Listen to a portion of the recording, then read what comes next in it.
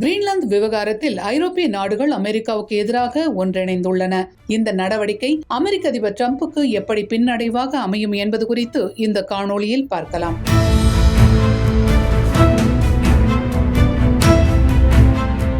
கனடாவிற்கு அருகில் அமைந்துள்ள கிரீன்லாந்து தீவு பகுதி பல ஆண்டுகளாக டென்மார்க் நாட்டின் ஆட்சிக்கு உட்பட்ட தன்னாட்சி பிரதேசமாக செயல்பட்டு வருகிறது. டிரம்ப் அமெரிக்க அதிபராக பதவியேற்றதும் கிரீன்லாந்தை விலைக்கு வாங்க தயாராக இருப்பதாக அறிவித்தார். இதற்கு டென்மார்க் அரசு கடும் கண்டனம் தெரிவித்ததோடு கிரீன்லாந்து விற்பனைக்கு கிடையாது என்றும் அறிவித்தது.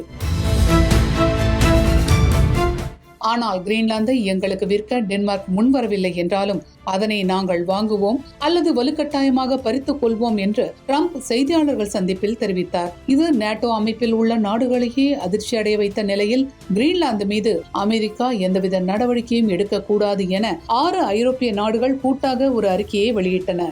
ஆனாலும் அமெரிக்காவின் நிலைப்பாட்டில் எந்தவித மாற்றமும் ஏற்படவில்லை. இந்நிலையில் ஐரோப்பிய நாடுகள் டென்மார்க்கிற்கு துணை நிற்கும் வகையில் கிரீன்லாந்திற்கு கூடுதல் படைகளை அனுப்பியுள்ளன.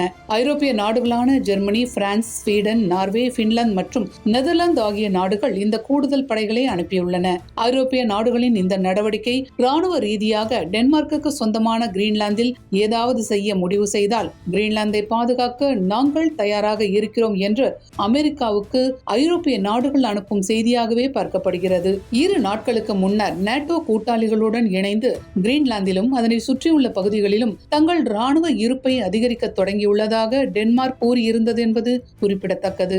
ஐரோப்பிய நாடுகளின் இந்த செயல் அமெரிக்க அதிபர் டிரம்புக்கு பெரும் பின்னடைவாக பார்க்கப்படுகிறது.